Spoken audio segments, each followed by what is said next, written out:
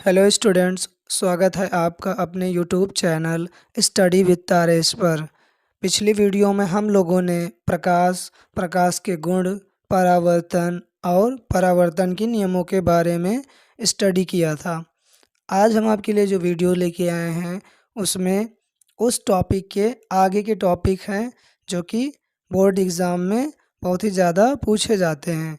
तो हम लोगों ने वहाँ पे पढ़ा था प्रकाश के परावर्तन एवं परावर्तन के नियम तक। इसके आगे हम आपको आज पढ़ाएंगे कि दर्पण कितने प्रकार का होता है, जो कि आपके सिलेबस में दिया गया है। तो दर्पण जो है समतल दर्पण होता है यानी कि प्लेन मिरर होता है, और स्फेरिकल मिरर होता है यानी गोलीय दर्पण होता है। तो आपके सिलेबस में तो केवल ये समतल दर्पण नहीं है। समतल दर्पण आप लोगों ने छोटी क्लासेस में पढ़ा होगा, जैसे क्लास 8 की साइंस में पढ़ा होगा। समतल दर्पण यानी प्लेन मिरर के बारे में पढ़ा था उसको। तो यहाँ पे वो चीज़ आपको क्लास 10th में नहीं दी गई है। आपको पढ़ना है यहाँ पे गोलीय दर्पण, स्फेरिकल मिरर। थोड़ा बहुत बात कर लेते हैं आपके प्लेन मिरर के बारे में। जो प्लेन मिरर होता है, समतल दर्पण, उसमें क्या होता है, जो आपकी ऑब्जेक्ट होती है, वस्तु, उसका जो प्रतिबिंब बनता है वो मिरर के पीछे बिहाइंड द मिरर बनता है, और उतनी ही डिस्टेंस पे बनता है जितने डिस्टेंस पे आपकी ऑब्जेक्ट होती है, उतने ही डिस्टेंस पे वो बैक साइड में वो इमेज फॉर्म होता है, जो कि virtual, erect and same size का होता है। आपका वर्चुअल इमेज बनेगा और सेम साइज का इमेज बनता है। फिलहाल हमें ये चीज़ें नहीं पढ़नी है। हम आगे बढ़ते हैं अपने टॉपिक पे, स्फेरिकल मिरर पर, जो कि गोलीय दर्पण है। तो पहले जान लेते हैं कि गोलीय दर्पण क्या होता है। जैसे कि नाम से स्पष्ट है, गोल यानी कर्व सरफेस। ऐसा जो दर्पण है जिसकी परावर्तक सतह क्या होती है, गोलीय होती है, कर्व्ड होती है। Those mirrors whose reflecting surfaces are curved are called spherical mirrors. ऐसे गोलीय दर्पण जिनकी परावर्तक सतह क्या होती है, गोलीय होती है, स्फेरिकल होती है, उन्हें हम क्या कहते हैं, गोलीय दर्पण कहते हैं। अब दर्पण में कुछ चीज़ें हम जान लेते हैं कि दर्पण जो बनता है उसमें पीछे की साइड में क्या किया जाता है, पॉलिश कर दिया जाता है। एक साइड में पॉलिश कर दिया जाता है, और एक साइड की जो सरफेस होती है वो क्या होती है, शाइनिंग सरफेस होती है, रिफ्लेक्टिंग सरफेस होती है, जहाँ से लाइट का रिफ्लेक्शन हो सकता है, जहाँ से लाइट का परावर्तन होता है। तो पीछे की साइड जो पॉलिश की जाती है वो हम जान लेते हैं कि वो पॉलिश की जाती है आपकी मेटल से, यानी किसी धातु, जैसे सिल्वर है, चांदी से उसको पॉलिश कर देते हैं। उसके बाद उसके ऊपर जो है कोटिंग कर देते हैं रेड ऑक्साइड की, लाल ऑक्साइड की उस पर कोटिंग कर देते हैं, रेड ऑक्साइड की यहाँ पे कोटिंग कर देते हैं। तो लाइट का जो रिफ्लेक्शन होता है वो इस सामने वाले सरफेस से होता है। अब बात कर लेते हैं कि स्फेरिकल मिरर कितने टाइप के होते हैं। जो स्फेरिकल मिरर बनाया जाता है वो आपका एक हॉलो स्फेयर होता है, ग्लास का एक हॉलो स्फेयर होता है, खोखला गोला होता है, जिसको कट करके हम क्या करते हैं, स्फेरिकल मिरर्स बनाते हैं, गोलीय दर्पण। जैसे कि ये आपका क्या है, स्फेरिकल स्फेयर है, ग्लास का एक स्फेयर है, कांच का एक गोला है, जिसको बीच से कट कर दिया जाए अगर, तो ये 2 पीसेस में डिवाइड हो जाता है। एक पीस इस तरह बन जाएगी, एक पीस इस तरह बन जाएगी, यानी कि जो सरफेस होगा उसका वो कर्व्ड होगा, उसकी जो सतह होगी वो गोलीय होगी। तो इस बेस पे एक तो इस टाइप का हमको पीस मिलता है, इस टाइप का पीस मिलता है। तो दर्पण जो होता है, यानी गोलीय दर्पण जो होता है, स्फेरिकल मिरर, वो 2 टाइप्स का होता है। एक को बोलते हैं हम कन्वेक्स मिरर, एक को बोलते हैं हम कनकेव मिरर। अवतल दर्पण और उत्तल दर्पण। अब इन्हीं में से हम चाहें तो इसको अवतल बना सकते हैं, इसी को चाहे तो हम उत्तल बना सकते हैं, यानी कन्वेक्स कनकेव बना सकते हैं हम। तो कैसे बनाते हैं, अगर हम जो इसका जो इसका ये इनवर्ड कर्व सरफेस है, ये अंदर की ओर धंसा हुआ जो तल है, इसके पीछे साइड में, इसके बैक साइड में अगर पेंटिंग कर देते हैं, पॉलिश कर देते हैं, तो ये कैसा मिरर बन जाएगा, ये आपका बन जाएगा कॉनकेव मिरर, यानी अवतल दर्पण, कॉनकेव मिरर। अगर यहाँ पे जो आउटवर्ड कर्व सरफेस है उस पे पॉलिश ना करके बैक साइड में अगर पॉलिश यहाँ पे कर दें तो ये आपका बन जाता है उत्तल दर्पण। इसको बोलते हैं उत्तल दर्पण, यानी कि इंग्लिश में इसको बोलते हैं कॉन्वेक्स मिरर। ये आपका कॉन्वेक्स मिरर है और ये आपका कनकेव मिरर है।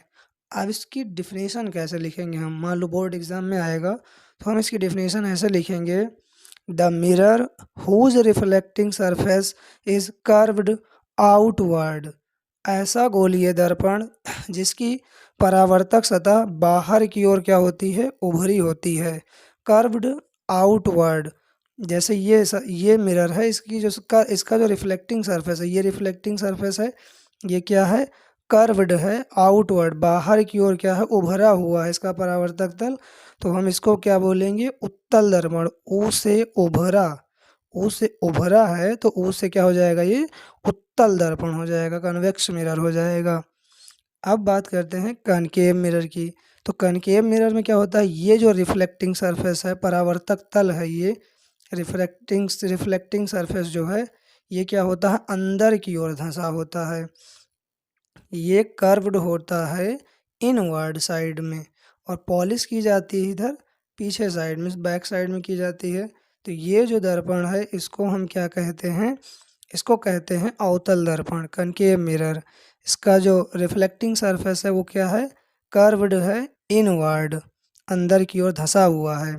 तो इसे हम क्या कहेंगे, अवतल दर्पण यानी कनकेव मिरर। आगे देखेंगे हम terms related to spherical mirror, यानी कि जो गोलीय दर्पण है उससे संबंधित कुछ परिभाषाएं हैं, कुछ टर्मिनोलॉजी है जिसको हम देखेंगे। यानी कि जो उत्तल दर्पण है आपका, कन्वेक्स एंड कनकेव मिरर, उसमें क्या क्या टर्म्स यूज़ होते हैं वो हमें देखना है, क्या क्या पद प्रयुक्त होते हैं उत्तल और अवतल दर्पण में। तो पहले हम यहाँ पे फिगर ड्रॉ कर लेते हैं, जैसे कि ये हो गया आपका, यहाँ पे हम पॉलिश कर देंगे तो ये क्या बन जाएगा आपका, बोलो, अवतल दर्पण बन जाएगा, कनकेव मिरर। यहाँ पे अगर इधर हम पॉलिश कर देंगे तो ये क्या बन जाएगा आपका, कन्वेक्स मिरर, उत्तल दर्पण बन जाएगा। अब यहाँ पे कुछ टर्म्स होते हैं, ये इसका एंड हो जाएगा और ये सेकेंड एंड हो जाएगा इसका, इसको मान लिया M1 M2 कुछ भी मान सकते हैं यहाँ पे। ये इसके दोनों एंड हो गए, रिफ्लेक्टिंग सरफेस के दोनों सिरे हो गए। ये जो कन्वेक्स एंड कनकेव मिरर बना हुआ है ये आपका क्या है, ये आपका कनकेव मिरर है, कनकेव मिरर। ये आपका अवतल दर्पण है, अवतल दर्पण है, और ये आपका क्या है, उत्तल दर्पण है, ये आपका कन्वेक्स मिरर है। अब इन दोनों मिरर के जो रिफ्लेक्टिंग सरफेस है, परावर्तक तल, इनके मिड में एक पॉइंट होता है, यहाँ पे मध्य में एक बिंदु होता है, इसका भी एक मध्य बिंदु होता है, मिड पॉइंट। इस मिड पॉइंट को हम क्या कहते हैं, पोल कहते हैं, ध्रुव कहते हैं। दर्पण का ये क्या है, ध्रुव है, पोल है। Mid point of reflecting surface of spherical mirror is called pole. उसको हम क्या कहते हैं, ध्रुव कहते हैं। अब ये जो मिरर बना हुआ है, ये मिरर पहले क्या था, ये मिरर पहले एक हॉलो स्फेयर था, इस टाइप का ये हॉलो स्फेयर था। उसका यहाँ पे क्या होगा, सेंटर होगा। हर एक स्फेयर का एक सेंटर होता है, केंद्र होता है गोले का। ये भी पहले क्या था, एक हॉलो स्फेयर था, खोखला गोला था। उसका यहाँ पे क्या था, सेंटर था, यहाँ पर केंद्र था, यहाँ पे एक सेंटर होगा। उस सेंटर को हम क्या कहते हैं, सेंटर ऑफ कर्वेचर।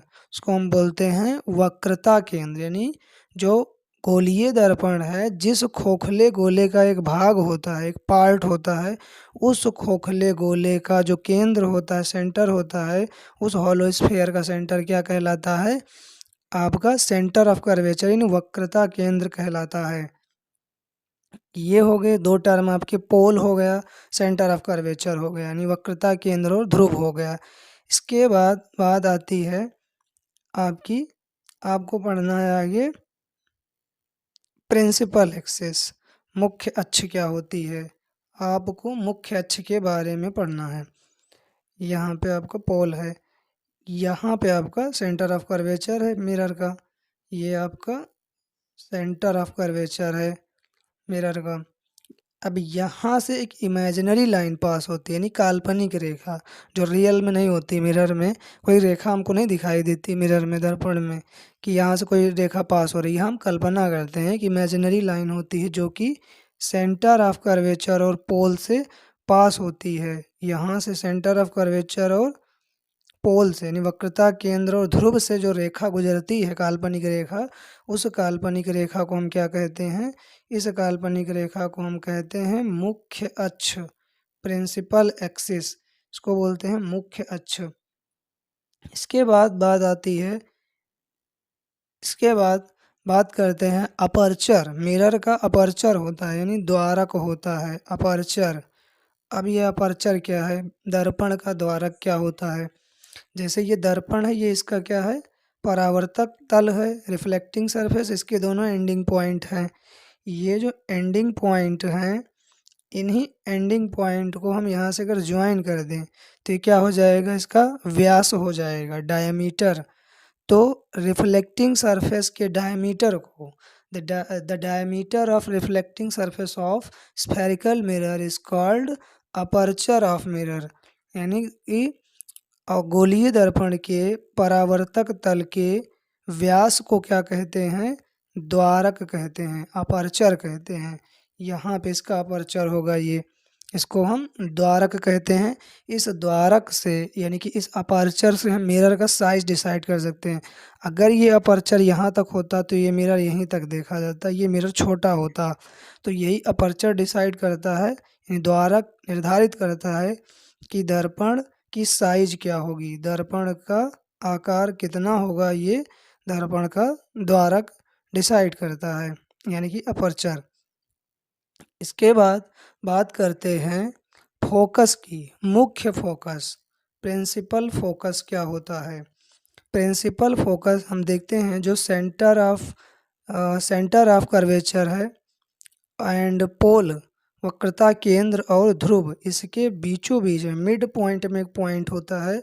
यहाँ पे मिड में एक पॉइंट होता है जिसको हम बोलते हैं दर्पण का, गोलीय दर्पण का क्या बोलते हैं? फोकस, मुख्य फोकस बोलते हैं इसको हम, प्रिंसिपल फोकस बोलते हैं। Mid point of distance between centre of curvature and pole is called focus of the spherical mirror. गोलीय दर्पण के वक्रता केंद्र और ध्रुव के बीच की दूरी के मध्य बिंदु को क्या कहते हैं? मिड पॉइंट को क्या कहते हैं? हम फोकस बोलते हैं। या आगे हम अभी इसकी डिफिनीशन लिखाएंगे, आपको डिफिनीशन बताएंगे इसकी कि कनकेव मिरर का जो फोकस है वो क्या है, कन्वेक्स मिरर का एक फोकस क्या है। ये तो अभी जनरल हमने बता दिया कि जो मिड पॉइंट है वही क्या होता है? इसका फोकस होता है। अब बात करते हैं फोकल लेंथ की, स्मॉल एफ, फोकस दूरी। जो आपका पोल है, ध्रुव से लेकर फोकस तक की दूरी, मुख्य फोकस के बीच की जो डिस्टेंस है उसे हम क्या कहते हैं? स्मॉल एफ फोकल लेंथ, यानी फोकस दूरी। दर्पण के ध्रुव और दर्पण के मुख्य फोकस के बीच की दूरी को क्या कहते हैं? फोकस दूरी, फोकल लेंथ। इसको हम स्मॉल एफ से डिनोट करते हैं, इसको हम स्मॉल एफ से प्रदर्शित करते हैं। अब बात करते हैं रेडियस ऑफ कर्वेचर की। इसमें एक टर्म यूज होता है वक्रता त्रिज्या। वक्रता त्रिज्या क्या होती है? रेडियस ऑफ कर्वेचर क्या होता है? तो जो रेडियस है, किसकी रेडियस? उस हॉलो स्फेयर की, वो जो खोखला गोला है, कांच का खोखला गोला, ग्लास का हॉलो स्फेयर, जिसका कि ये जो स्फेरिकल मिरर एक पार्ट है, उसकी जो रेडियस होती है, ये यहाँ सेंटर है तो यहाँ तक क्या होगी? ये रेडियस होगी, रेडियस ऑफ कर्वेचर बोलेंगे इसको, रेडियस ऑफ कर्वेचर, वक्रता त्रिज्या। वक्रता त्रिज्या क्या होती है? उस खोखले गोले की त्रिज्या होती है जिस खोखले गोले का ये जो दर्पण है एक भाग है, एक पार्ट है, उसी खोखले गोले की जो त्रिज्या है उसी को हम क्या कहते हैं? वक्रता त्रिज्या, यानी कि रेडियस ऑफ कर्वेचर।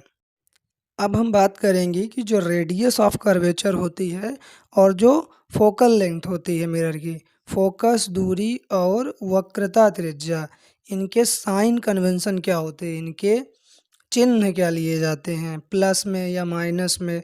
तो जैसा कि हम लोग जानते हैं कि जो राइट साइड की डिस्टेंस होती है वो क्या होती है प्लस, और जो लेफ़्ट साइड में डिस्टेंस लेते हैं वो क्या होती है निगेटिव ली जाती है, माइनस में ली जाती है।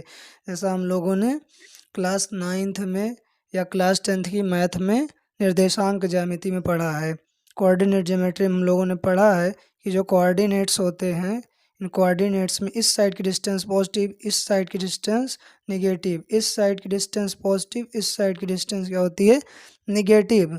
तो इसको हम बोलते हैं चिन्ह परिपाटी, साइन कन्वेंशन। तो यहाँ पे हम जो बात करते हैं कि न्यूमेरिकल जब हम सॉल्व करेंगे तो हमें इसकी ज़रूरत पड़ेगी, कैसा मिरर है उसकी रेडियस ऑफ कर्वेचर का साइन हमें क्या लेना है, उसके फोकल लेंथ का साइन हमें क्या लेना है, उनका चिन्ह हमें क्या लेना है। अगर आपका आ जाता है उत्तल दर्पण, आपका कन्वेक्स मिरर आ जाता है, कन्वेक्स मिरर अगर आ जाता है उत्तल दर्पण, तो आपका मिरर का जो रेडियस ऑफ कर्वेचर होगा, ये उत्तल दर्पण की जो वक्रता त्रिज्या होगी वो पोल के इस साइड में है, तो इधर की डिस्टेंस पॉजिटिव है, इधर की डिस्टेंस निगेटिव है, तो जो रेडियस ऑफ कर्वेचर होगी पॉजिटिव ली जाएगी, एंड जो फोकल लेंथ है, फोकस दूरी, वो भी क्या होगा पॉजिटिव लिया जाएगा। अब वहीं बात कर लेते हैं कनकेव मिरर का। ये जो कनकेव मिरर है अवतल दर्पण, इसमें अगर हम देखते हैं तो इसमें रेडियस ऑफ कर्वेचर इधर है, पोल के लेफ्ट साइड में है, तो लेफ्ट साइड की डिस्टेंस निगेटिव होती है, तो यहाँ पे रेडियस ऑफ कर्वेचर की वैल्यू निगेटिव लेनी है हमें। और यहाँ जो फोकल लेंथ है, फोकल लेंथ भी क्या है इधर लेफ्ट साइड में है, तो इसकी जो फोकल लेंथ होगी वो भी क्या होगी निगेटिव। मतलब हमें ये बहुत ही ध्यान रखना है न्यूमेरिकल सॉल्व करते टाइम। क्वेश्चन में हमें ये लिख के नहीं देगा कि इसकी वैल्यू निगेटिव है या पॉजिटिव, वो हमें खुद से डिसाइड करना होगा, खुद से हमें पता होना चाहिए कि जो उत्तल दर्पण है उसकी फोकस दूरी और वक्रता त्रिज्या प्लस में होती है और अवतल दर्पण की माइनस में होती है, यानी कनकेव की माइनस में लेना है और कन्वेक्स की प्लस में लेना है। अब बात करते हैं जो इमेज फॉर्म होता है इन मिरर्स से वो कैसे फॉर्म होता है। यहाँ पे जो लाइट इंसिडेंट होगी मिरर पे वो हमेशा लेफ़्ट साइड से ही इंसिडेंट होगी। ऑब्जेक्ट हमेशा हमारा क्या होगा लेफ़्ट साइड में होगा, बाईं ओर रखी जाएगी वस्तु। जो वस्तु है ऑब्जेक्ट है उसको हम कहाँ रखते हैं हमेशा मिरर के लेफ़्ट साइड में, हमेशा बाईं ओर रखते हैं। यहाँ पे मिरर के लेफ़्ट साइड में ऑब्जेक्ट रखेंगे वस्तु को, और जो रेज होंगी वो क्या होंगी लेफ़्ट टू राइट इंसिडेंट होंगी मिरर पर। अवतल दर्पण में बाईं से दाईं और यहाँ पे किरणें आपतित होंगी, फिर उनका परावर्तन होगा, रिफ्लेक्शन होगा, और उस बेसिस पे जो लाइट रिफ्लेक्ट होगी, परावर्तित होगी, वो कहीं ना कहीं इंटरसेक्ट करेगी। तो उस बेस पे हम इमेज फॉर्मेशन सीखेंगे, वो अगली वीडियोस में हम। ये बहुत ही इम्पॉर्टेंट है किरण आरेख, रे डायग्राम, ये बहुत ही ज़्यादा बोर्ड एग्ज़ाम में पूछा गया है। 2 से 4 नंबर में ये ज़रूर पूछा जाता है। काफ़ी अनसॉल्व पेपर आप सॉल्व करेंगे तो उसमें आपको मिलेगा। अभी हम अपने चैनल पे ही अनसॉल्व पेपर सॉल्व करवाएंगे। ये मान लीजिए आपका रिवीजन हो जा रहा है, और जो लोग नए हैं वो पढ़ रहे हैं, जो पुराने लोग हैं जो पढ़ चुके हैं वो अपना इससे बढ़िया अच्छे से रिवाइज कर सकते हैं। अब आगे बात करते हैं कि बहुत इम्पॉर्टेंट क्वेश्चन है कि पूछा जाता है what is the relation between radius of curvature and focal length. पूछा जाता है फोकस दूरी और वक्रता त्रिज्या में क्या संबंध होता है। तो हमने देखा यहाँ पे वक्रता त्रिज्या की डिस्टेंस, ये जो वक्रता त्रिज्या है उसकी दूरी यहाँ से यहाँ तक होती है, सेंटर ऑफ कर्वेचर से पोल तक। ये है रेडियस ऑफ कर्वेचर, वक्रता त्रिज्या, यहाँ से ध्रुव से लेकर वक्रता केंद्र तक की दूरी को रेडियस ऑफ कर्वेचर बोलते हैं। और यहाँ फोकस से लेके पोल तक की डिस्टेंस को हम क्या कहते हैं, फोकस से लेकर पोल तक की जो डिस्टेंस होती है उसको हम बोलते हैं फोकल लेंथ, फोकस दूरी। अब हम यहाँ एकदम क्लियर देख रहे हैं कि जो रेडियस है वो डबल है फोकस का, क्योंकि ये मिड पॉइंट है, यहाँ से यहाँ तक की डिस्टेंस का ये मिड पॉइंट हो, यहाँ से यहाँ तक फोकल लेंथ है, फोकस दूरी है। तो जो रेडियस ऑफ कर्वेचर है वो क्या होता है फोकल लेंथ का क्या होता है 2 टाइम्स होता है। तो यही रिलेशन होता है radius of curvature and focal length में। फोकस दूरी और वक्रता त्रिज्या में ये संबंध होता है कि वक्रता त्रिज्या r बराबर 2 गुणे फोकस दूरी, radius of curvature r equal to 2 into focal length. या इसको अगर हम ट्रांसफॉर्म करें तो f इक्वल टू क्या मिलेगा हमको, ये 2 को हम इधर इस साइड भेजेंगे तो f इक्वल टू क्या हो जाएगा r/2। ये फार्मूले हमको बहुत ही ध्यान रखने हैं, बहुत ही बार बार पूछे गए हैं, 1 से 2 नंबर पूछ लिया जाता है और ये हमें नहीं पता होगा तो हम लोग न्यूमेरिकल नहीं सॉल्व कर पाएंगे। ये सारी चीज़ें आपको ध्यान में रखनी है। आगे की वीडियो में हम आपको image formation by spherical mirror ये टॉपिक पढ़ाएंगे आपको कि जो गोलीय दर्पण हैं उनसे हम प्रतिबिंब कैसे खींचते हैं, कैसे ड्रॉ करते हैं रे डायग्राम, जो कि बहुत ही इम्पॉर्टेंट है। ये आप देख लीजिएगा, अनसॉल्व पेपर में खुद ही आप देख सकते हैं, बार बार रिपीट हुआ है। तो ये हम अभी करवाएंगे आप लोगों को, अगली नेक्स्ट वीडियो में आपको मिलेगा। यदि आपने अभी तक हमारे चैनल को सब्सक्राइब नहीं किया है तो प्लीज़ आप हमारे चैनल को सब्सक्राइब कीजिए। इसी टाइप की आप वीडियोस हमारे चैनल पर आपको मिलती रहेंगी एंड बोर्ड एग्ज़ाम के जो भी मटेरियल हैं इस चैनल पे आपको प्रोवाइड किए जाएंगे। तो आप इस चैनल को ज़रूर से सब्सक्राइब कर लीजिए।